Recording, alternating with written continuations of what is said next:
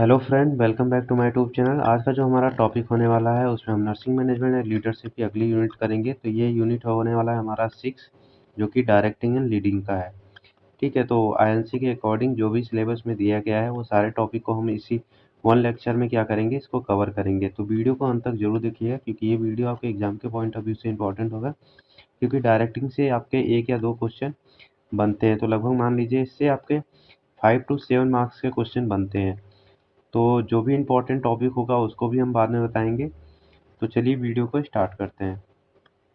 तो सबसे पहले हम बात करते हैं यूनिट 6 का, जो हमारे सिलेबस के अकॉर्डिंग दिया गया है। तो सबसे पहले जो टॉपिक की हम बात करें तो वो है हमारा डायरेक्टिंग। तो डायरेक्टिंग का मतलब क्या होता है, हम ये समझते हैं कि directing it is the important function of nursing management. तो ये क्या होता है, एक इम्पोर्टेंट फंक्शन होता है नर्सिंग मैनेजमेंट का। ठीक है, इट फोकस करता है on putting plan into the action. ठीक है, तो जो भी प्लान होगा उसको कैसे एक्शन में लाया जाए एक प्रॉपर डायरेक्शन के द्वारा, ये कहीं ना कहीं उस पर फोकस करता है।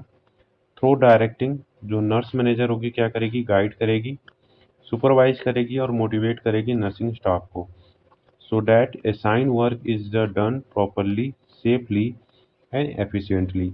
यानी कि डायरेक्टिंग के द्वारा जो नर्स मैनेजर होगी डायरेक्ट करेगी, ठीक है, गाइड करेगी, सुपरवाइज करेगी और मोटिवेट करेगी जो भी नर्सिंग स्टाफ होगा। इसके कारण से जो भी असाइन यानी कि उनको वर्क असाइन किया गया है वो क्या हो, डन हो प्रॉपरली, सेफली और एफिशिएंटली, यानी कि टाइम पे वो क्या हो, कंप्लीट हो। उसके बाद आगे देखें तो इसमें और क्या है, डायरेक्टिंग इंश्योर करता है डेट नर्स नो, ठीक है, जाने नर्स क्या जाने, व्हाट टू डू उन्हें क्या करना है, ठीक है, हाउ टू डू इट यानी कि कैसे करना है उन्हें, और व्हेन टू डू इट।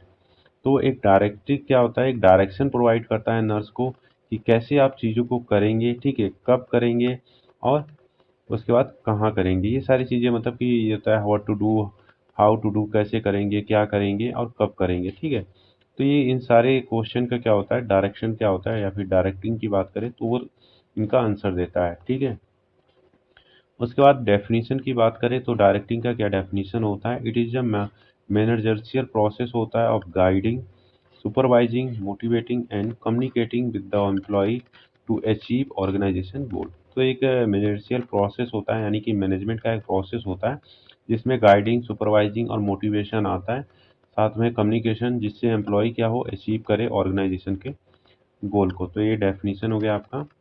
अब इसके ऑब्जेक्टिव की बात करें तो इसका ऑब्जेक्टिव क्या होगा ये देख लेते हैं। तो ये क्या होता है, टू इम्प्लीमेंट प्लान इफेक्टिवली। तो ये क्या करता है, हेल्प करता है कोई भी प्लान को इफेक्टली इम्प्लीमेंट करने के लिए या फिर एक्शन में लाने के लिए। ठीक है, टू गाइड करता है नर्सिंग स्टाफ को गाइड करने में हेल्प करता है, टू इम्प्रूव करता है एफिशिएंसी ऑफ वर्क। अब अगर प्रॉपर तरीके से कोई भी नर्सिंग स्टाफ उनको गाइडेंस मिलेगा या डायरेक्शन मिलेगा कि आपको क्या करना है, कैसे करना है, तो कहीं ना कहीं जो वर्क का क्या होगा, एफिशिएंसी भी इम्प्रूव होगा। ठीक है, टू मोटिवेट नर्सिंग पर्सनल। तो जो नर्सिंग स्टाफ होंगे उनको भी क्या होगा, एक मोटिवेशन मिलता है कि हाँ, कोई तो हमें गाइड कर रहा है, सुपरवाइज कर रहा है, डायरेक्ट कर रहा है कि हम अपना जो काम करें वो इफेक्टिव वे में करें। ठीक है, to maintain discipline, discipline form में भी हेल्प करता है ये। To improve quality of patient care. तो ये कुछ ऑब्जेक्टिव होंगे जो कि आपको मेंशन करने रहेंगे। आगे बढ़े तो हम इसमें प्रिंसिपल की बात करते हैं, तो इसके क्या प्रिंसिपल होंगे। तो सबसे पहली बात तो इसमें क्या होता है, क्लियर इंस्ट्रक्शन होना चाहिए। ठीक है, जब भी आप डायरेक्शन कर रहे हैं, डायरेक्शन किसी को दे रहे हैं, ठीक है, डायरेक्ट कर रहे हैं, तो एक क्लियर इंस्ट्रक्शन के साथ देंगे उसको। उसके बाद इफेक्टिव कम्युनिकेशन होना चाहिए, जब भी या फिर जो डायरेक्टर है यानी कि जो डायरेक्ट कर रहा है, ठीक है, उसके बीच और जो मतलब कि जो स्टाफ है उसको क्लियर कम्युनिकेशन होना चाहिए, इफेक्टिव वे में होना चाहिए ताकि वो इजीली अंडरस्टैंड करे। मोटिवेशन होना चाहिए, ठीक है, कहीं ना कहीं वो क्या हो, एक मोटिवेशन का पाथवे हो ताकि जो वर्क हो एफिशिएंटली वर्क डन हो, complete on the time. Unity of command होना चाहिए, ठीक है, यानी कि जो भी वो डायरेक्टर या फिर जो भी नर्स मैनेजर गाइड कर रही है, ठीक है, तो उसको कहीं ना कहीं जो नर्सिंग स्टाफ होंगे उसको फॉलो करेंगे। और सुपरविजन होता है, ठीक है, लीडरशिप होता है और फीडबैक होता है। तो ये कुछ प्रिंसिपल थे जो कि आपको डायरेक्टिंग में मेंशन करने रहेंगे। आगे बढ़े तो इसके एलिमेंट की बात करें तो बेसिकली इसके 4 एलिमेंट जो होते हैं, मोस्ट इंपॉर्टेंट एलिमेंट या फिर मेजर एलिमेंट की बात करें तो ये 4 होते हैं। पहला तो होता है हमारा सुपरविजन, दूसरा होता है कम्युनिकेशन, थर्ड है हमारा मोटिवेशन और फोर्थ है हमारा लीडरशिप। तो ये आप एलिमेंट हैं जो कि आप मेंशन करेंगे। ये हमारे सिलेबस में दिया गया है कि जो डायरेक्टिंग के एलिमेंट क्या होते हैं।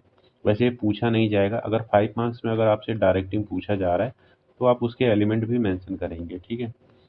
तो सुपरविजन का मतलब ही सीधा समझ लिए यानी कि सुपरवाइज करना है, ठीक है, चीज़ों को देखना। यानी कि ये होता है continue observation and guidance two of activity, जो भी एक्टिविटी कर रहा है, जो भी स्टाफ हो, ठीक है, एक्टिविटी परफॉर्म कर रहा है उसको गाइड करना और सुपरवाइज करना। इंश्योर करता है procedure are perform correctly and safely. तो कहीं ना कहीं अगर कोई प्रोसीजर या फिर कोई प्रोसेस हो रहा है वो परफॉर्म होगा करेक्टली और सेफली होगा किसी भी सुपरविजन के लिए। अब एग्जांपल समझे तो हेड नर्स क्या करेगी, चेकिंग करेगी मेडिकेशन एडमिनिस्ट्रेशन, ताकि वो इंश्योर हो जाए कि जो भी स्टाफ मेंबर मेडिकेशन एडमिनिस्ट कर रहा है वो सेफ कर रहा है और क्या कर रहा है, करेक्ट का मेथड से कर रहा है। तो ये तो हो गया। अब हम बता रहे पहले से ही बताते आ रहे हैं कि जब भी आप कोई ऐसी चीज़ें अगर आप एलिमेंट वगैरह को एक्सप्लेन कर रहे हैं, टाइप्स को एक्सप्लेन कर रहे हैं, तो उसमें आप एग्जाम्पल दीजिए। एक अच्छा इफेक्टिव वे पड़ता है कोई भी टॉपिक को रिप्रेजेंट करने का, ठीक है। कम्युनिकेशन की बात करें तो exchange of information between the nurse manager and staff, ठीक है। तो कहीं ना कहीं जो भी इंफॉर्मेशन होगा जो नर्स मैनेजर होगा एक्सचेंज करेगा, ठीक है, स्टाफ के बीच में। तो जैसे कि इंक्लूड इंस्ट्रक्शन हो गया, रिपोर्ट एंड फीडबैक वगैरह हो गया। अब एग्जांपल क्या हो सकता है, तो इसका एग्जांपल आप लिख सकते हैं। जब भी जो स्टाफ नर्स क्या करती है, शिफ्ट को हैंड ओवर करती है, तो क्या करती है, प्रॉपर कम्युनिकेट करती है स्टाफ के साथ। जो वहाँ का अगला स्टाफ होगा उसके साथ क्या करेगी, कम्युनिकेट करेगी, ताकि उसको सारी चीज़ें पता हो कि क्या करना है, क्या हो चुका है, मेडिकेशन वगैरह सारी चीज़ें जो शिफ्टिंग होती है वो हैंड ओवर करती है नर्स। उसके बाद आता है हमारा motivation. Encourage staff to perform better through the appreciation and incentive. तो ये क्या होता है कि एक उनको मोटिवेशन मिलता है जो, ताकि वो और अच्छे से अपने जो वर्क को परफॉर्म करे, ठीक है। तो appreciating a nurse for the good patient care. तो जब भी कोई नर्स क्या हो रहा है, अच्छी केयर प्रोवाइड कर रही है, तो उसको अप्रिसिएट करें, बढ़ावा दें, ठीक है, या आपने अच्छा काम किया। या फिर आप इंसेंटिव वगैरह या फिर रिवॉर्ड के तौर पे आप कुछ भी उनको दे सकते हैं। तो ये तो हो गया, मोटिवेशन का काम करेगा उनको। और फोर्थ जो है हमारा एलिमेंट वो होता है लीडरशिप, जो कि influencing staff to work willingly toward the goal. यानी कि ये क्या करता है, हेल्प करता है कि स्टाफ खुद से क्या करे, वर्क करे, ताकि वो गोल को अचीव करे ऑर्गेनाइजेशन के, ठीक है। तो एग्जांपल ले कर सकते हो, जैसे कि नर्स मैनेजर क्या करेगी, सपोर्टिंग करेगी staff during the emergency situation. तो जिससे वह क्या होगा, उनको मतलब कि एक सपोर्ट मिलेगा ताकि वो अपनी इच्छा से और अच्छा काम करे, ताकि जो उस ऑर्गेनाइजेशन क्या है, उस हॉस्पिटल का गोल हो वो अचीव हो, ठीक है। उसके बाद हम बात करें टेक्निक ऑफ डायरेक्टिंग, तो क्या टेक्निक हो सकता है डायरेक्टिंग के। सबसे पहले तो इसमें जो है दिया गया है इशू ऑर्डर एंड इंस्ट्रक्शन, ठीक है। तो जो भी ऑर्डर या इंस्ट्रक्शन दिया जाएगा वो कैसा होना चाहिए, क्लियर वे में होना चाहिए, प्रॉपर अंडरस्टैंडिंग में होना चाहिए। उसके बाद सुपरविजन भी है, ठीक है, आप सुपरवाइज करके भी क्या करते हैं, गाइड करते हैं उनको, या फिर क्या करते हैं, उसको ऑब्जर्व करते हैं जो भी स्टाफ मेंबर रहता है। मोटिवेशन टेक्निक होता है, ठीक है, उनको इंसेंटिव वगैरह रिवॉर्ड वगैरह अगर वो अच्छा काम कर रहे हैं तो। कम्युनिकेशन टेक्निक भी होता है डायरेक्टिंग करने के लिए, कि आप प्रॉपर तरीके से कम्युनिकेट करके आप गाइड करेंगे, ठीक है, कि आप ऐसे काम करिए, आपको क्या करना है, वो सारी चीज़ें आप बता सकते हैं कम्युनिकेशन के माध्यम से, ठीक है। तो लीडरशिप स्टाइल के फॉर्म में भी आप डेवलप कर सकते हैं, आपकी उनको लीड कर सकते हैं कि आपको किस डायरेक्शन में क्या काम करना है, ठीक है। फीडबैक एंड परफॉर्मेंस अप्रेजल के बेस पे भी आप डायरेक्टिंग कर सकते हैं, ये भी एक टेक्निक होता है। और ट्रेनिंग एंड गाइडेंस, तो ये बेसिकली कुछ टेक्निक थे जो कि डायरेक्टिंग में आपको देखने को मिलेगा, ठीक है। अब आगे बढ़े तो हमारा आगे आता है जो टॉपिक दिया गया है हमारे सिलेबस में, वो है सुपरविजन एंड गाइडेंस दिया गया है। ये भी इजी टॉपिक है, कोई ज़्यादा हार्ड नहीं है। सुपरविजन का मतलब पहले से ही समझा दिया है कि मतलब कि सुपरवाइज करना, ऑब्जर्व करना। तो both are the important component of the directing in nursing management. तो दोनों ही इंपॉर्टेंट कंपोनेंट होते हैं किसी भी डायरेक्टिंग के लिए। तो ये इंश्योर करता है what nursing activity are the carry out correctly safely accordingly to standard. तो जो भी स्टैंडर्ड होगा उस ऑर्गेनाइजेशन का या हॉस्पिटल का, वो कहीं ना कहीं जो नर्सिंग स्टाफ है उसको फॉलो कर रहे हैं या नहीं कर रहे हैं, ठीक है। तो ये इंश्योर करता है सुपरविजन वगैरह या गाइडेंस, ठीक है। Through the supervision and guidance the nurse manager क्या करेगी, हेल्प करती है staff nurse perform there duty efficiently and improve the quality of patient care. तो कहीं न कहीं इन दोनों के ही माध्यम से क्या करेगी, जो नर्सिंग मैनेजर होगी, वो क्या करेगी, हेल्प करती है स्टाफ मेंबर को, ताकि वो अच्छे से परफॉर्म करे किसी भी वर्क का, और जो पेशेंट का क्वालिटी ऑफ केयर हो वो भी इम्प्रूव हो, ठीक है। अब इनके डेफिनेशन देख लेते हैं, जिससे आपको इजीली समझ में आ जाएगा दोनों का डेफिनेशन क्या होता है, मतलब भी। तो अगर हम बात करें सुपरविजन का, तो सुपरविजन का क्या डेफिनेशन होगा?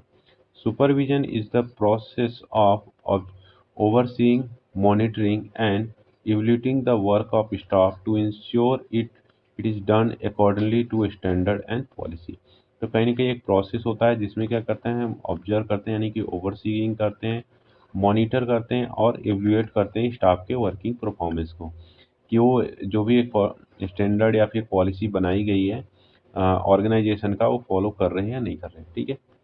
अब गाइडेंस क्या होता है? गाइडेंस क्या होता है? एक प्रोसेस होता है by the advising, instructing, supporting staff to help them perform their work correctly and develop professionally. तो ये कहीं ना कहीं हेल्प करता है, मतलब कि एडवाइज करता है, इंस्ट्रक्ट करता है और सपोर्ट प्रोवाइड करता है स्टाफ मेंबर को, जिससे वो अच्छा परफॉर्म करे वर्क को। ठीक है, एक करेक्टिव वे में।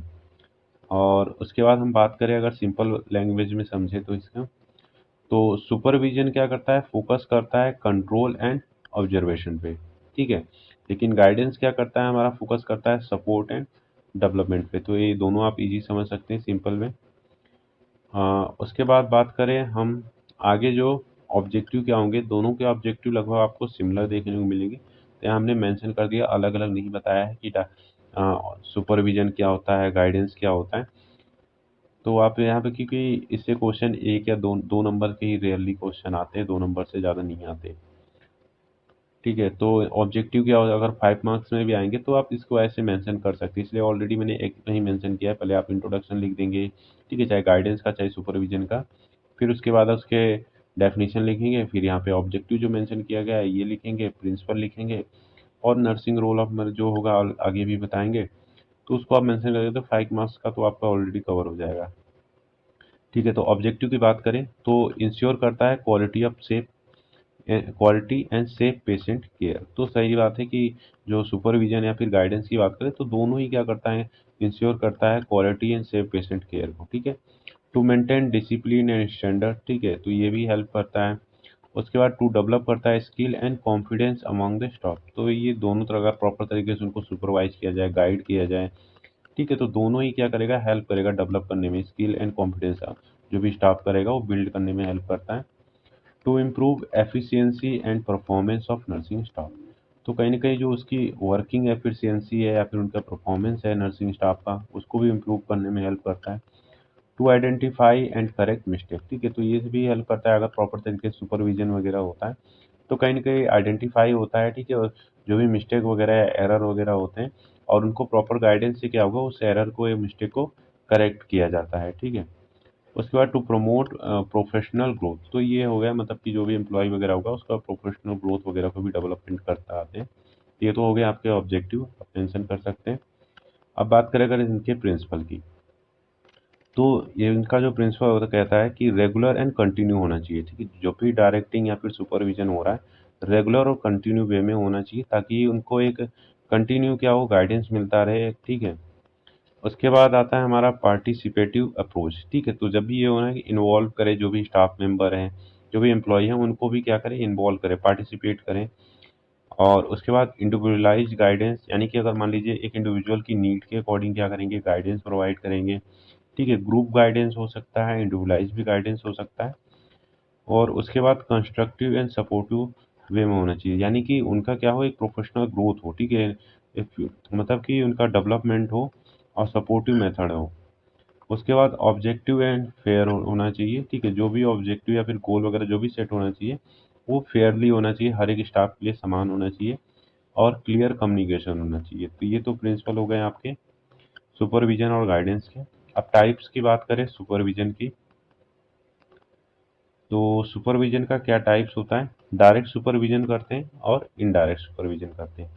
अब डायरेक्ट सुपरविजन में क्या करेगा, जो सुपरवाइजर होगा यानी कि जो नर्स मैनेजर होगा, सुपरवाइजर होगा, इज ए फिजिकली प्रेजेंट, यानी कि वो वहीं पे प्रेजेंट रहेगा। और common in ward and ICU में ज़्यादा देखने को मिलता है। जैसे कि मान लीजिए एग्जांपल समझे, तो हेड नर्स ऑब्जर्व करेगी अब प्रोसीजर, यानी कि हेड नर्स क्या करेगी, कोई प्रोसीजर वगैरह हो रहा है तो वहाँ पे हेड नर्स क्या करेगी, ऑब्जर्व करेगी कि स्टाफ उस प्रोसीजर को कैसे परफॉर्म कर रहा है। ठीक है। उसके बाद इनडायरेक्ट सुपरविजन का मतलब ये होता है कि सुपरवाइजर जो होती है सुपरविजन करती है through the record and report के द्वारा है। यानी कि एग्जांपल समझे तो चेकिंग करेगी nursing notes and duty roster कि वो नर्सेस रेगुलर है कि नहीं है, ठीक है, वो रेगुलर नोट्स वगैरह डाल रही है कि नहीं जो भी पेशेंट के रो प्रोवाइड की है। तो ये हमारा हो गया इनडायरेक्ट सुपरविजन, ठीक है। उसके बाद हम बात करें quality of good nurse supervisor या फिर गाइडर, तो ये भी देखते हैं कि क्या एक गुड क्वालिटी होनी चाहिए एक जो गुड नर्स सुपरवाइजर होती है उसमें, या फिर गाइडर की बात करें तो क्लिनिकल नॉलेज और स्किल होनी चाहिए, ठीक है, कॉम्पिटेंट होनी चाहिए वो उस नॉलेज या स्किल बेस में।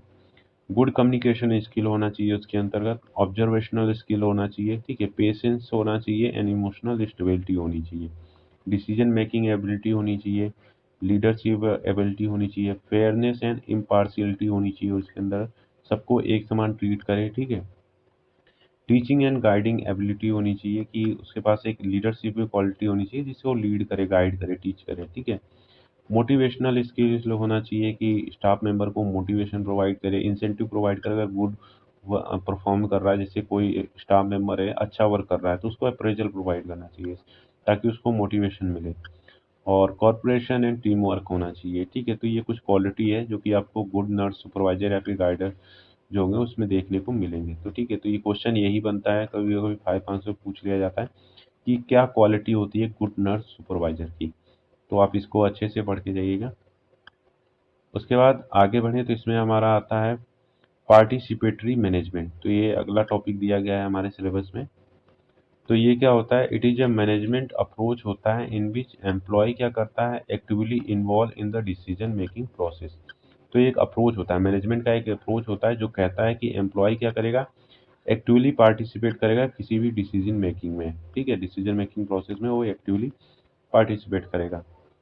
दिस अप्रोच हेल्प करता है नर्स फील वैल्यू, ठीक है, तो नर्स क्या करेगी, फील वैल्यू करेगी, मोटिवेटेड हो रहेगी और रिस्पॉन्सिबल रहेगी, which is the ultimately improve the quality of patient care and organisation effectiveness. तो ये कहीं ना कहीं क्या करता है, ये जो नर्स होगा उसको ऐसा लगेगा हम वैल्यू है हमारी भी, ये क्या हो रही है वैल्यू है, यानी कि लोग पार्टिसिपेट जब अगर हम करते हैं तो हमें लगता है हाँ हम यहाँ पे हैं, हमारी वैल्यू है यहाँ पे, मोटिवेशन फील करती है और अच्छे से क्या करती है वर्क को परफॉर्म करती है, जिससे पेशेंट केयर की क्वालिटी भी इंप्रूव होगी और ऑर्गेनाइजेशन का जो गोल होगा वो भी अचीव होगा, ठीक है। आगे बढ़े तो इसका डेफिनेशन क्या हो सकता है, अगर डेफिनेशन समझे तो participatory management is the systematic of management in which employee at the different level participate in decision making and management activity of the organization। तो ये सिंपल सा डेफिनेशन है, आप मेंशन कर सकते हैं इसको अगर पूछा जाता है तो, वैसे इतना इम्पोर्टेंट नहीं है कि इसको पूछा जाए, फिर भी किस्मत ख़राब हो तो कुछ भी आ सकता है। तो अब इसके अब अगर ऑब्जेक्टिव की बात करें तो हम ऑब्जेक्टिव देखते हैं, तो ये होता है to improve quality of decision making.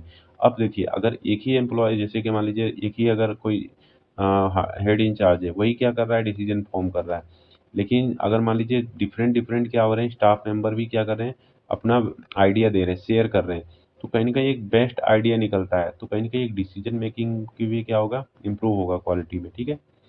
उसके बाद to improve efficiency and productivity, तो अगर हमारा आइडिया अच्छा होगा, क्वालिटी अच्छी होगी डिसीजन मेकिंग की, तो कहीं ना कहीं एफिशिएंसी भी क्या होगा और प्रोडक्टिविटी भी इम्प्रूव होगा। To reduce resistance and conflict, ठीक है, तो कहीं ना कहीं अगर कम्युनिकेशन प्रॉपर तरीके से होगा, अगर नर्स उसमें इन्वॉल्व होंगी तो रेजिस्टेंस या फिर जो कंफ्लिक्ट वगैरह हो रहे हैं वो भी रिड्यूस होगा। To increase job satisfaction morale of nurse, ठीक है, तो कहीं ना कहीं उनको लगेगा कि हाँ हमारी भी वैल्यू है, ठीक है, उनकी मोरल जो है, बिलीफ वगैरह सारी चीज़ें कहीं ना कहीं उनको सेटिस्फैक्शन मिलता है जो, ठीक है। उसके बाद to develop leadership skill among the staff, तो कहीं ना कहीं ये फ्यूचरिस्टिक प्लान को भी लेके बेस करता है कि एक नर्स का क्या अप्रोच होता है किसी भी सिचुएशन के अकॉर्डिंग, तो लीडरशिप क्वालिटी उसमें है कि नहीं है, तो कहीं ना कहीं वो भी डेवलप करने में हेल्प करता है। और टू प्रमोट करता है टीम वर्क और कॉरपोरेशन, तो ये ऑब्जेक्टिव हो गए। उसके बाद हम बात करें प्रिंसिपल क्या हो सकते हैं पार्टिसिपेटरी मैनेजमेंट के प्रिंसिपल, तो म्यूचुअल ट्रस्ट एंड रिस्पेक्ट होना चाहिए, ठीक है, तो जब भी जो भी एम्प्लॉई हो, चाहे वो हमारा स्टाफ मेंबर हो, चाहे हमारा मैनेजर मैनेजर की बात करें, तो दोनों में ही क्या हो, म्यूचुअल अंडरस्टैंडिंग हो, ठीक है, स्टाफ हो चाहे वो हमारा मैनेजर हो। उसके बाद हम बात करें शेयर्ड रिस्पॉन्सिबिलिटी एंड अथॉरिटी, ठीक है, कहीं ना कहीं उनको शेयर्ड रिस्पॉन्सिबिलिटी अथॉरिटी जो भी शेयर की जा रही है वो भी अकाउंटेबल होना चाहिए, रिस्पॉन्सिबल होना चाहिए जो भी पर्सन को या एम्प्लॉय को शेयर की जा रही है। कॉर्पोरेशन एंड टीम वर्क होना चाहिए, ठीक है। अगर क्या हो रहा है, टीम वर्क वेस्ट होता है तो जो ऑर्गेनाइजेशन का गोल होगा इफेक्टिव वे में अचीव होता है। ओपन एंड इफेक्टिव कम्युनिकेशन होना चाहिए ताकि जो एम्प्लॉई है वो इजीली अंडरस्टैंड हो जाए कोई भी प्रोसेस या इंफॉर्मेशन के बारे में। और डेमोक्रेटिक लीडरशिप होना चाहिए, मतलब कि वही है कि इन्वॉल्वमेंट ऑफ पीपल होना चाहिए इसमें। सिंगल लीडर नहीं हो, मतलब कि क्या हो, लोगों से राय लेते हैं, फिर उसके बाद कोई भी सिचुएशन वगैरह इमरजेंसी जो भी, उसको कैसे हम ठीक करें, वो सारी चीज़ें डिसीजन आती है, सोल्यूशन मिलता है। ठीक है, तो लोगों का यहाँ पे आइडिया वगैरह आते हैं, इन्वॉल्व होते हैं। सिंगल यहाँ पे लीडर क्या करता है, कोई भी डिसीजन नहीं लेता है। यहाँ पे लोग मल्टीपल क्या होते हैं, आइडिया देते हैं, उसके बाद जो लीडर होता है वो कोई डिसीजन लेता है। ठीक है, तो ये हमारा हो गया डेमोक्रेटिक। उसके बाद ट्रांसपेरेंसी इन डिसीजन मेकिंग, तो जो भी डिसीजन फॉर्म हो रहा है, बनाया जा रहा है, उसमें ट्रांसपेरेंसी होनी चाहिए। उसके बाद हम बात करें, इसमें आता है हमारा मेथड ऑफ पार्टिसिपेटिव मैनेजमेंट। तो क्या मेथड होता है उसको देखते हैं। सबसे पहला जो मेथड दिया गया है उसमें दिया गया है जॉइंट डिसीजन मेकिंग मेथड। ठीक है, तो ये क्या होता है, नर्स एंड मैनेजर क्या करेगी, जॉइंट मेक डिसीजन। तो कोई भी डिसीजन को लेने के लिए क्या करती है, दोनों जॉइंटली पार्टिसिपेट करती है। जैसे कि मान लीजिए एग्जांपल इसमें, डिसाइडिंग ड्यूटी रोस्टर टुगेदर, तो दोनों लोग क्या करेगी, ड्यूटी रोस्टर को बनाएंगी साथ में मिलके। तो ये तो हमारा हो गया जॉइंट डिसीजन मेकिंग टेक्निक या मेथड।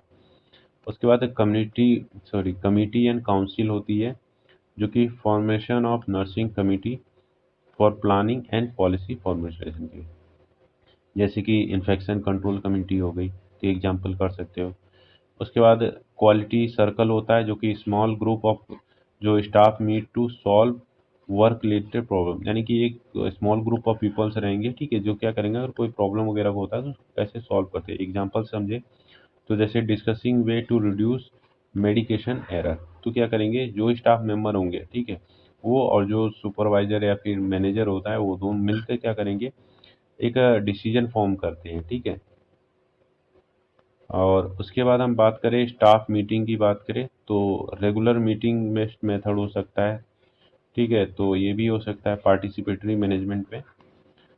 और उसके बाद हम बात करें लेवल ऑफ पार्टिसिपेटरी मैनेजमेंट, तो कितने लेवल का होता है उसको हम देख लेते हैं। बेसिकली इसको 5 लेवल में डिवाइड किया गया है। पहला जो आता है इसमें इंफॉर्मेशन शेयरिंग लेवल होता है, जो कि मैनेजर जो होते हैं शेयर करता है इंफॉर्मेशन विथ स्टाफ। तो ये तो हो गया हमारा शेयर, मतलब कि इंफॉर्मेशन शेयर लेवल। दूसरा जो होता है हमारा कंसल्टिव लेवल होता है, जो कि स्टाफ ओपिनियन और द साउट बिफोर डिसीजन, यानी कि asking nurse view of the shifting timing, यानी कि जब भी कोई नर्स मैनेजर कोई शिफ्ट बना रही है, ठीक है, रोस्टिंग का शिफ्टर बना रही है, रोस्टर मतलब कि फॉर्मुलेट कर रही है, तो वो नर्सिंग से रिव्यू लेती है, उसका व्यू लेती है कि आपका क्या पॉइंट ऑफ व्यू है, आप क्या चाहते हैं। तो ये तो हो गया ओपिनियन, कंसल्ट करता है। ठीक है, डिसीजन मेकिंग लेवल, मतलब कि स्टाफ एक्टिवली क्या करेगी, पार्टिसिपेट करेगी इन डिसीजन मेकिंग में। इम्प्लीमेंटेशन लेवल, मतलब कि वही पार्टिसिपेट करेगी इम्प्लीमेंट में। एवोल्यूशन में बात करें तो एट एवोल्यूशन आउटकम में भी क्या करेगी, पार्टिसिपेट करेगी। तो ये पार्टिसिपेटरी मैनेजमेंट हो गया लेवल का। उसके बाद जो इसमें दिया गया है एडवांटेज क्या हो सकता है इसके, ये आप देख लीजिए। अब मतलब 5 मार्क्स में अगर पूछा जाता है तो आप एडवांटेज भी मेंशन कर सकते हो उसमें, जैसे कि इम्प्रूव होता है staff motivation and moral, promote team work and cooperation and the enhance quality of decision, develop leadership skill और रिड्यूस कॉन्फ्लिक्ट। तो ये सारी चीज़ें हेल्प करता है जो पार्टिसिपेटिव मैनेजमेंट होता है, ये इसके एडवांटेज हैं। ठीक है, डिसएडवांटेज क्या हो सकता है, सबसे पहला तो बात है कि टाइम कंज्यूमिंग होता है, may be cause delay in decision making. अब क्योंकि अब डिफरेंट कई लोग क्या कर रहे हैं, अपने आइडिया वगैरह शेयर कर रहे हैं, तो डिसीजन मेकिंग में भी डिले हो सकता है। तो इमरजेंसी कंडीशन के लिए सुटेबल नहीं होता, ठीक है, यहाँ पे लिखा गया है not suitable in emergency situation और रिक्वायर्ड स्किल लीडरशिप। अगर जो इसकी लीडरशिप क्या होगा, स्किल्ड नहीं होगा, तो जो पार्टिसिपेटरी या फिर जो भी डिसीजन फॉर्म हो रहा है वो इफेक्टिव नहीं होगा। ठीक है,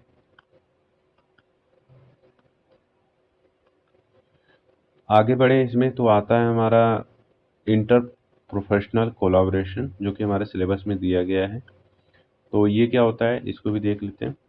इंटर प्रोफेशनल कोलाब्रेशन का मतलब क्या होता है, it refer to the process in which health care जो प्रोफेशनल होते हैं from the different discipline work together to provide comprehensive and high quality of patient care.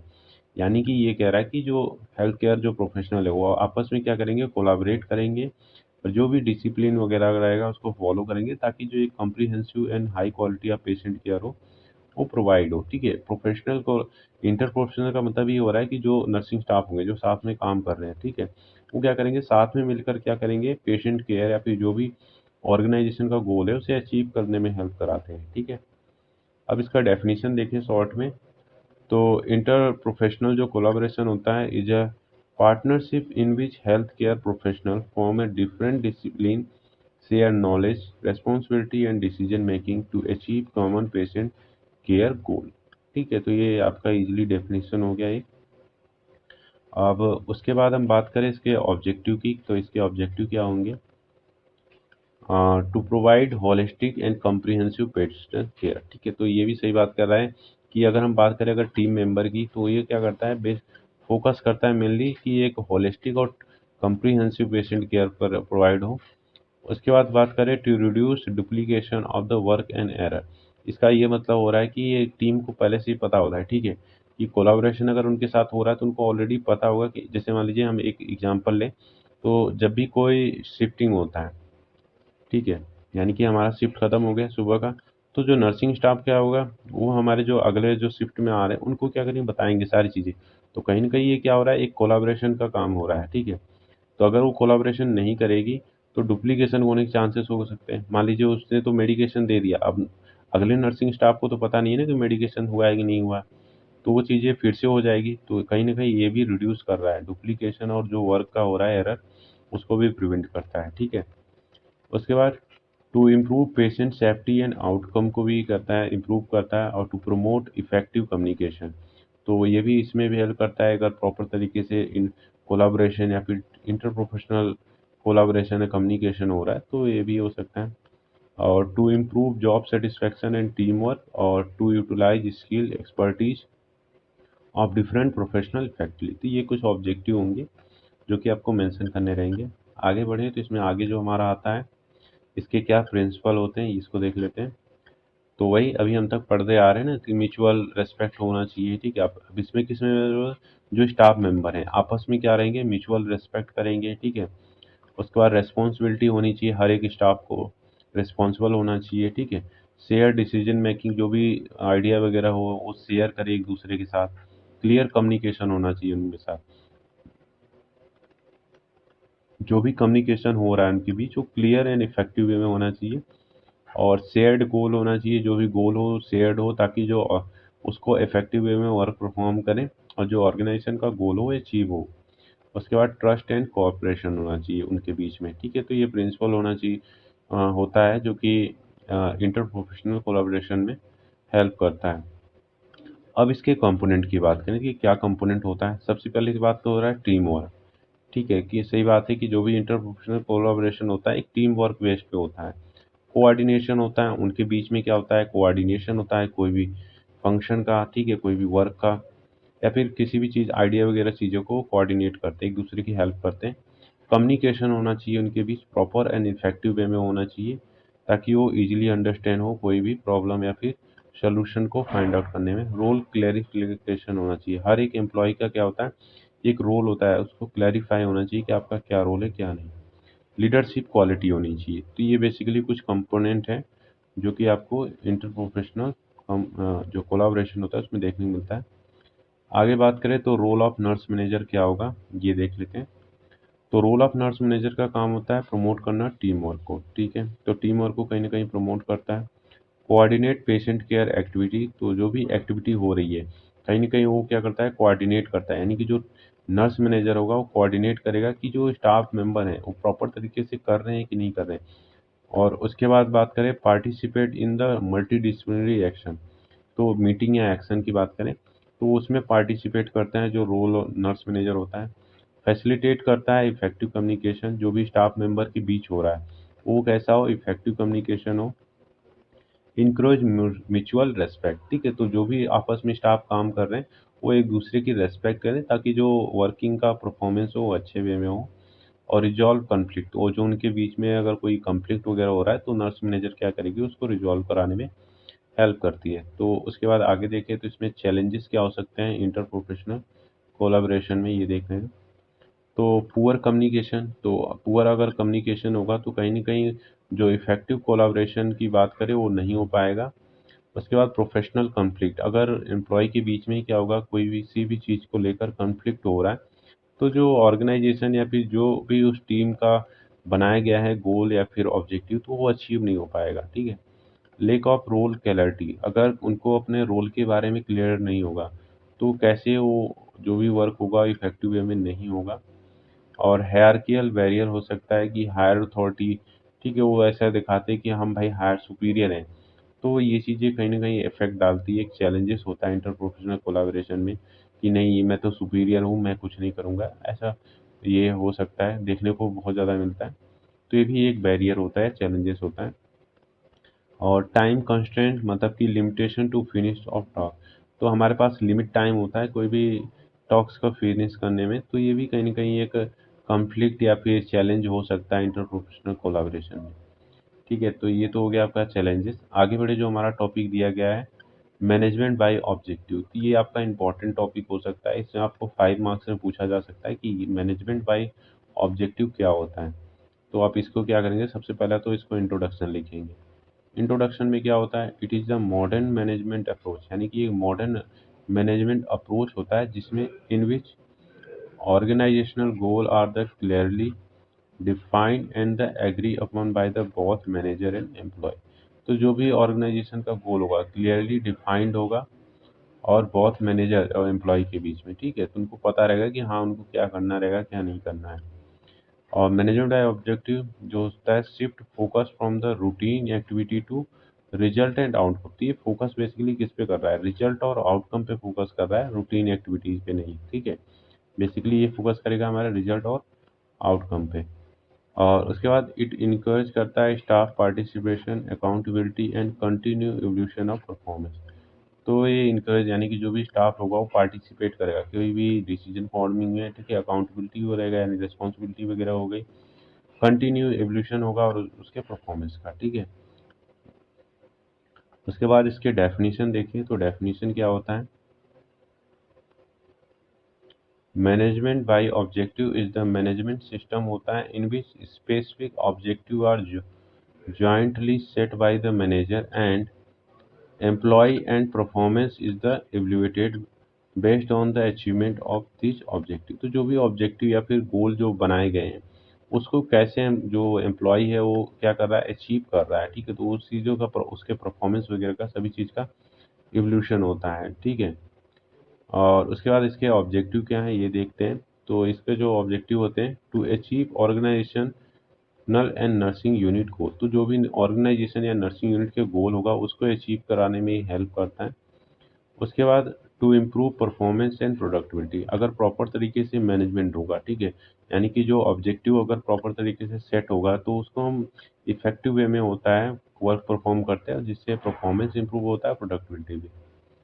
To increase staff participation in goal setting, तो कहीं ना कहीं इसमें भी help करता है कि स्टाफ का पार्टिसिपेशन हो किसी भी डिसीजन मेकिंग में या फिर गोल सेटिंग में। उसके बाद to provide clear direction and purpose, तो एक क्लियर डायरेक्शन और पर्पस में भी ये हेल्प करता है, प्रोवाइड करता है। To improve communication by the manager and staff, और मैनेजर और स्टाफ के बीच में भी कम्युनिकेशन को इम्प्रूव कराता है मैनेजमेंट बाय ऑब्जेक्टिव। और टू फैसिलिटेट परफॉर्मेंस अप्रेजल, तो अगर एक एम्प्लॉय अच्छा काम कर रहा है तो उसको क्या करता है, जो मैनेजर यानी कि जो मैनेजर होता है परफॉर्मेंस अप्रेजल वगैरह प्रोवाइड करता है। और इसके बाद हम बात करें इसके प्रिंसिपल की, तो प्रिंसिपल क्या हो सकते हैं, तो बेसिकली एक क्लियर एंड स्पेसिफिक ऑब्जेक्टिव या फिर गोल होना चाहिए, ठीक है। और उसके बाद joint goal setting by manager या फिर स्टाफ, ठीक है, एंड स्टाफ सॉरी, यहाँ पे जो भी जो गोल सेटअप होगा जॉइंटली सेटअप हो सकता है मैनेजर और स्टाफ के बीच में। उसके बाद फोकस करता है on result rather than activity, तो ये एक्टिविटी पे नहीं करता है, रिजल्ट पे फोकस करता है कि आउटकम क्या आया है, जो भी हम गोल या फिर ऑब्जेक्टिव सेट किए हैं उसका क्या ऑब्जेक्टिव आया है। मिजरेबल एंड अचीवेबल गोल होता है इसमें। और participation and commitment of employee, तो जो भी एम्प्लॉय होगा वो क्या करेगा, पार्टिसिपेट करेगा और कमिटमेंट करेगा कि इस गोल को इतने टाइम ऑफ ड्यूरेशन में क्या करना है, इसको अचीव करना है, जो भी गिवन टाइम ऑफ ड्यूरेशन होता है उसी के अंदर क्या करेगा उसको अचीव करेगा। उसके बाद पीरियोडिकली रिव्यू एंड फीडबैक होता है, ठीक है। यानी कि उसका टाइम टू टाइम क्या हो, रिव्यू हो और फीडबैक हो कि वो जो भी गोल या ऑब्जेक्टिव सेट किया गया है वो अचीव हुआ है या नहीं हुआ है, ठीक है। उसके बाद जो हमारा इसमें प्रोसेस क्या होता है ये देखते हैं, ये भी इम्पोर्टेंट है, प्रोसेस पूछा जा सकता है। तो सबसे पहले तो हम बात करें सेटिंग ऑर्गेनाइजेशन ऑब्जेक्टिव, तो जो भी ऑब्जेक्टिव होगा उसको क्या करेंगे, सेट करेंगे। उसके बाद सेटिंग करेंगे इंडिविजुअल ऑब्जेक्टिव। अब तो पहले हमने ऑर्गेनाइजेशन का ऑब्जेक्टिव क्या है, जैसे कि ऑर्गेनाइज जो quality of patient care improve करना, ठीक है। अब क्वालिटी ऑफ पेशेंट केयर कैसे इंप्रूव होगा, अब इंडिविजुअल लेवल की बात करें, यानी कि जो भी एरर वगैरह हो रही है उसको रिड्यूस करके, ये तो हो गया हमारा क्वालिटी ऑफ पेशेंट यानी होलिस्टिक बात कर रहा है। लेकिन अब अगर इसको एरर को रिड्यूस करेंगे तो हमारा इंडिविजुअल लेवल आ गया, यानी कि जो भी डिपार्टमेंट वगैरह हो गया उसको ऑब्जेक्टिव सेट करेंगे। अब सेट कर लिए तो फिर हम क्या करेंगे, डेवलप करेंगे एक्शन प्लान। अब जो भी ऑब्जेक्टिव सेट किया गया है उसको एक्शन में लाएंगे।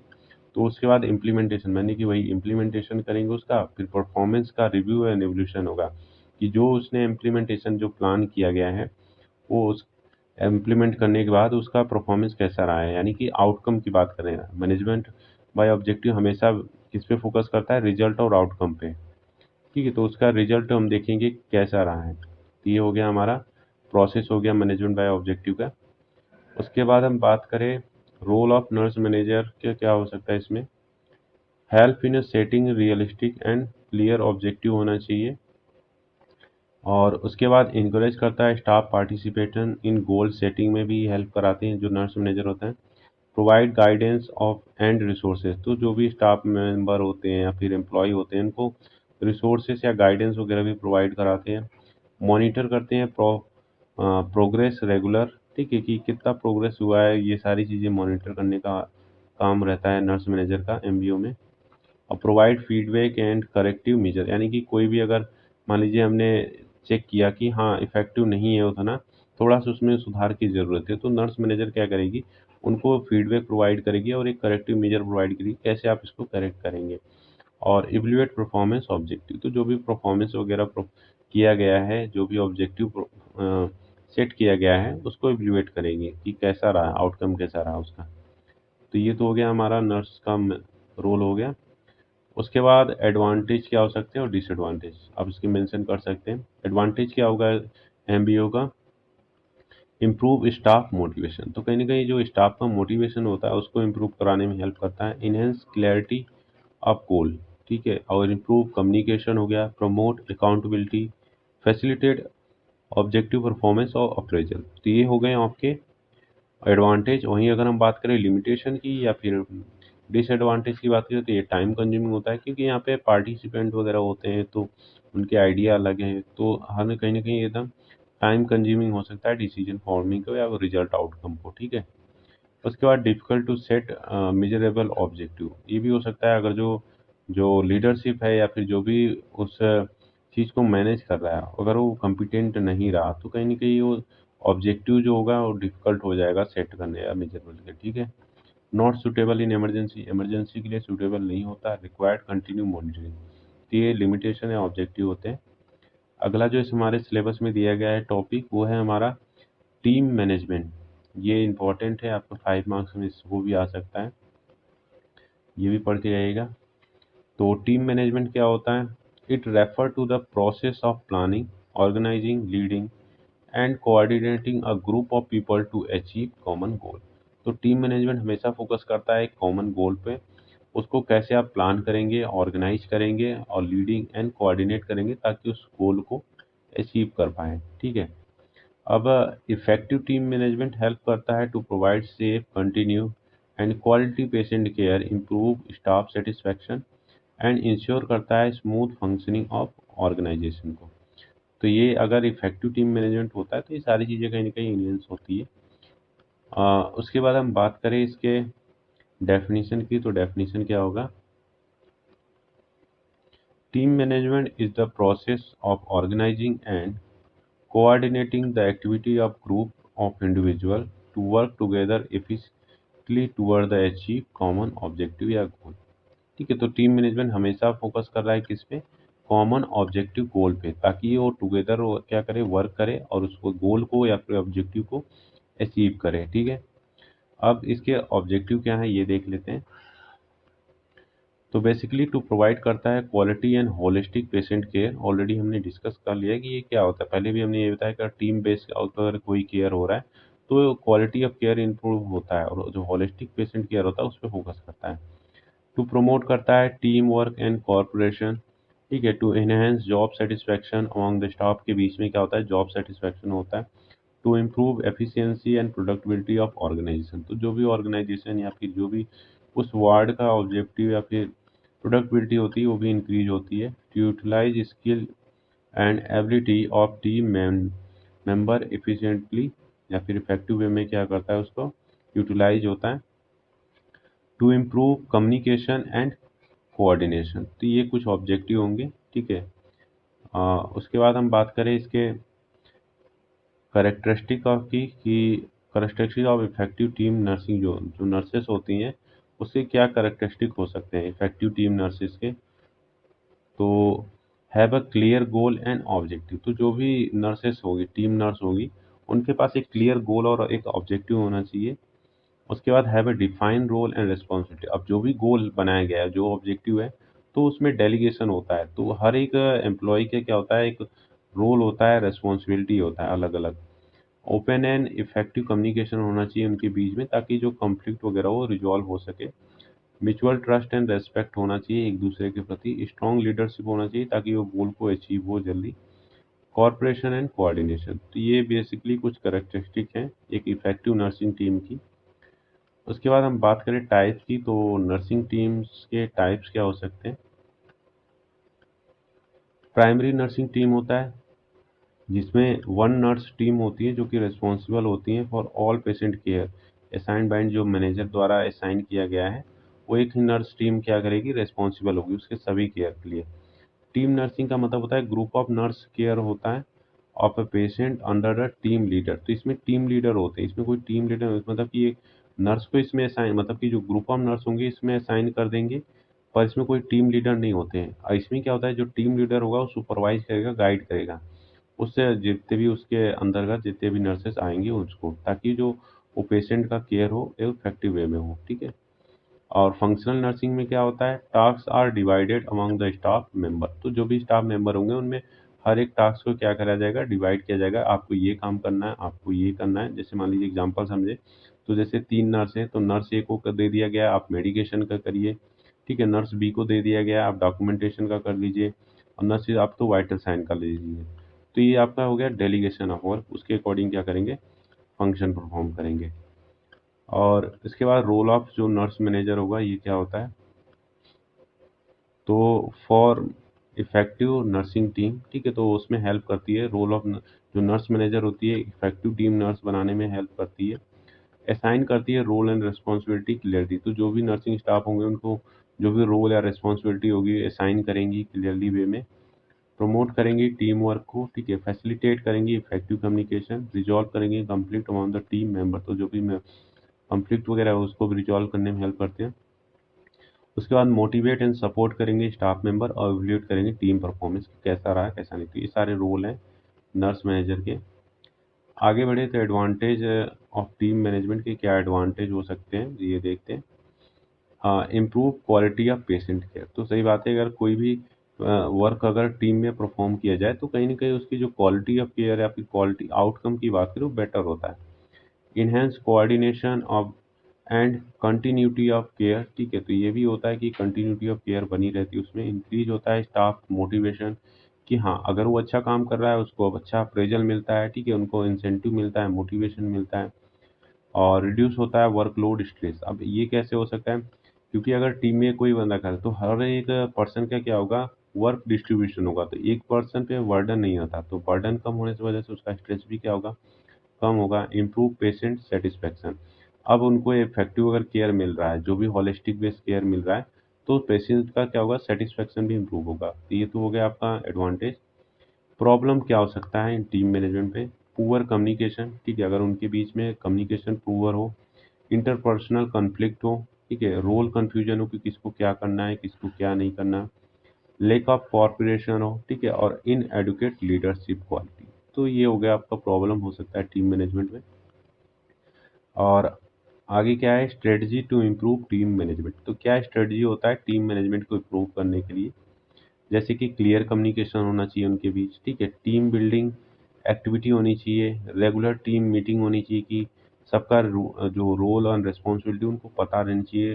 डेली बेस पे हम बात करें, रेगुलर बेस पे ट्रेनिंग एंड डेवलपमेंट प्रोग्राम होना चाहिए ताकि जो उनकी स्किल या फिर नॉलेज हो इन्हेंस होती रहे, और सपोर्टिव लीडरशिप क्वालिटी होनी चाहिए। तो ये बेसिकली एक इफेक्टिव वे होगा स्ट्रेटजी बात करें जो इम्प्रूव करता है टीम मैनेजमेंट को, ठीक है। उसके बाद हम बात करें असाइनमेंट एंड रोटेशन। तो ऑलरेडी ये सब पढ़ चुके हैं हम लोग, असाइनमेंट क्या होता है, एक बार फिर से इसमें देख ले रहे हैं। असाइनमेंट क्या होता है? It is a process of allocating specific duty and responsibility of a staff from a particular period या फिर शिफ्ट।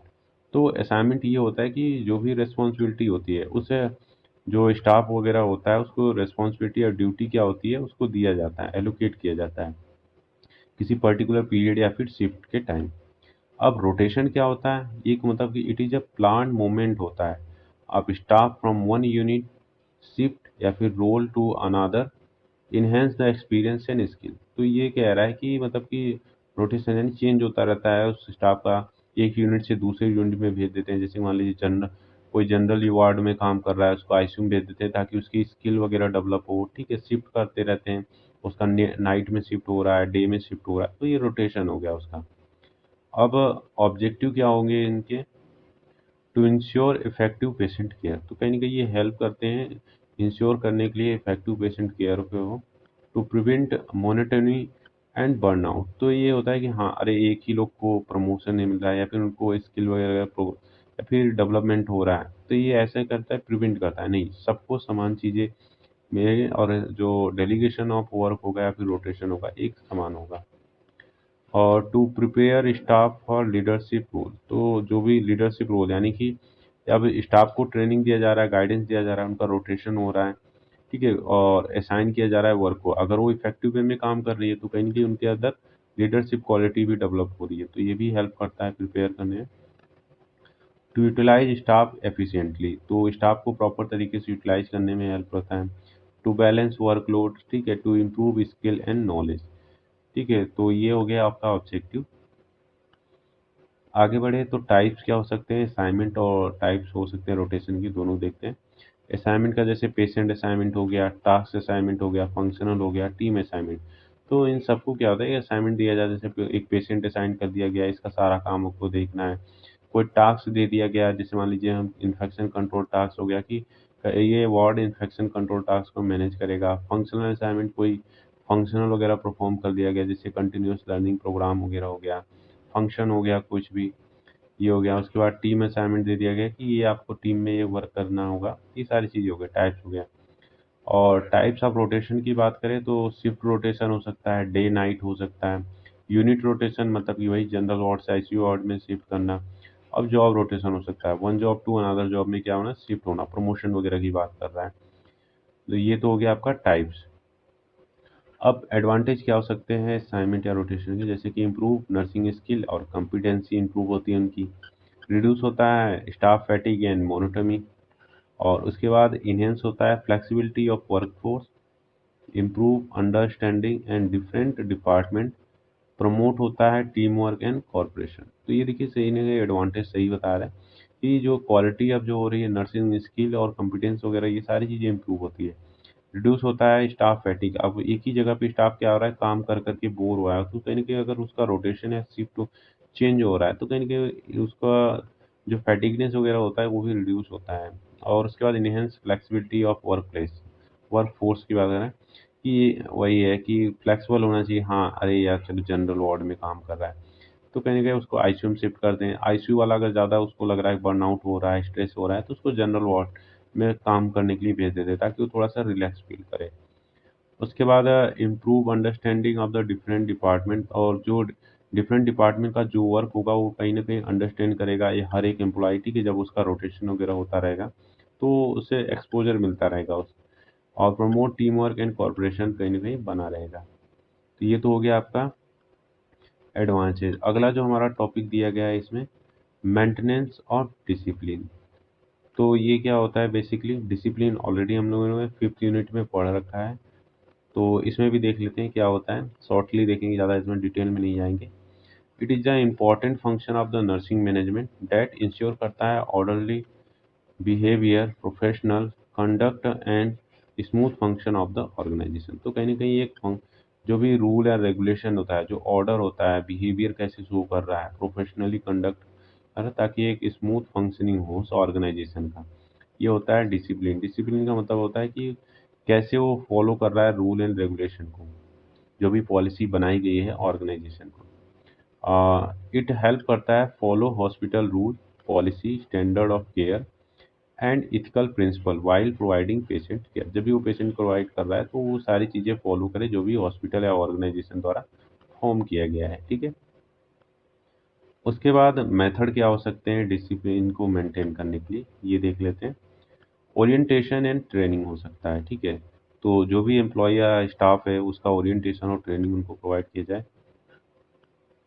क्लियर जॉब डिस्क्रिप्शन होना चाहिए कि आपको क्या करना है क्या नहीं करना है। तो एक अगर एम्प्लॉय को उसको पता रहेगा कि उसका रोल या रिस्पॉन्सिबिलिटी क्या है, तो कहीं ना कहीं इम्प्रूव होता है ये। उसके बाद इफेक्टिव सुपरवाइजर होना चाहिए ताकि उनको सही तरीके से गाइडेंस मिले, सुपरवाइज मिले, डायरेक्शन मिले, क्या करना है उनको क्या नहीं करना है। काउंसलिंग एंड गाइडेंस प्रोवाइड होना चाहिए टाइम टू टाइम, ताकि जो डिसिप्लिन वगैरह रहे फॉर्म रहे, बना रहे। और प्रॉपर कम्युनिकेशन होना चाहिए बीच में, जो भी स्टाफ या जो भी मैनेजर है उनके बीच में या फिर स्टाफ मेंबर के बीच में। प्रोग्रेसिव डिसिप्लिनरी एक्शन होनी चाहिए, ठीक है। जो भी डिसिप्लिनरी एक्शन ली जा रही है प्रोग्रेसिव वे में ली जाए, ना कि किसी भी स्टाफ को हार्मफुल या फिर उसके डिसएडवांटेज वे में ली जाए, या फिर ऑर्गेनाइजेशन का जो गोल हो वो अफेक्ट हो उस डिसिप्लिन के कारण। तो ऐसा नहीं, एक प्रोग्रेस वे में होना चाहिए ताकि जो ऑर्गेनाइजेशन का गोल हो वो अचीव हो। अब लास्ट जो हमारा टॉपिक दिया गया है, वैसे तो हमारा ये 7th यूनिट में है लीडरशिप। इसमें हम बस इंट्रोडक्शन देख लेते हैं कि लीडरशिप क्या होता है। It is the ability of a manager to influence, guide and motivate people to achieve organization goal. तो कहीं ना कहीं एक एबिलिटी होती है जिसके द्वारा जो मैनेजर होता है वो क्या करता है, इन्फ्लुएंस करता है, गाइड करता है, मोटिवेट करता है वो एम्प्लॉय को, ठीक है, स्टाफ मेंबर को, जिससे ऑर्गेनाइजेशन का जो अचीव गोल हो वो अचीव हो, ठीक है। लीडरशिप प्ले करता है vital role because nurse work together and complex stressful, ठीक है, यहाँ तो कॉम्प्लेक्स कॉन्फ्लिक्ट होना है यहाँ पे, conflict stressful dynamic environment where quick decision and team work and accountability are essentially. तो जो नर्स होती है कहीं ना कहीं वो वाइटल रोल प्ले करती है, ठीक है। क्योंकि वो स्ट्रेसफुल कंडीशन में वर्क करती है, डायनेमिक इन्वायरमेंट होता है। अब हर कोई मान लीजिए इमरजेंसी आ गई, कोई सिचुएशन के अकॉर्डिंग क्या होता है, चेंज होता रहता है, तो एक स्ट्रेसफुल रहता है। तो वहाँ पे क्विक डिसीजन कैसे लेना है, तो उसको चीज़ अगर वो लीडरशिप क्वालिटी उसके अंदर रहेगी तो वो सारी चीज़ों को क्या करेगी, हैंडल कर पाएगी, परफॉर्म कर पाएगी। उसके बाद इम्पोर्टेंट क्या होता है ये देख लेते हैं। इम्प्रूव करता है पेशेंट केयर क्वालिटी, ठीक है, enhance staff motivation and job satisfaction, promote team work and corporation, help करता है डिसीजन मेकिंग में, सपोर्ट चेंज एंड इनोवेशन, और इंश्योर करता है अचीवमेंट ऑफ ऑर्गेनाइजेशन गोल। तो ये तो इम्पोर्टेंस हो गया लीडरशिप या फिर मैनेजमेंट की। तो ये हो गया हमारा लेक्चर यहाँ पे कंप्लीट, 6 यूनिट हमारा यहाँ पे कंप्लीट हो गया। मेनली जो इसके इम्पोर्टेंट टॉपिक थे वो थे हमारा एमबीओ मैनेजमेंट बाय ऑब्जेक्टिव, और दूसरा जो है हमारा टीम मैनेजमेंट। तो एमबीओ आप अच्छे से पढ़ लीजिएगा और जो टीम मैनेजमेंट होता है उसको अच्छे से पढ़ लीजिएगा, ठीक है। तो दो टॉपिक तो आपके लिए काफ़ी इंपॉर्टेंट है। थर्ड जो हो सकता है डायरेक्टिंग, ये शॉर्ट में आपसे पूछा जा सकता है। तो ये हो गया आपका इम्पोर्टेंट टॉपिक। तो अगले लेक्चर जो हमारा होगा लीडरशिप वाला होगा, तो ये हमारा 7th यूनिट है तो उसको हम कवर करेंगे। तो अगर आपको ये वीडियो पसंद आया तो प्लीज़ वीडियो को लाइक करें, शेयर करें और चैनल को सब्सक्राइब करना ना भूलें।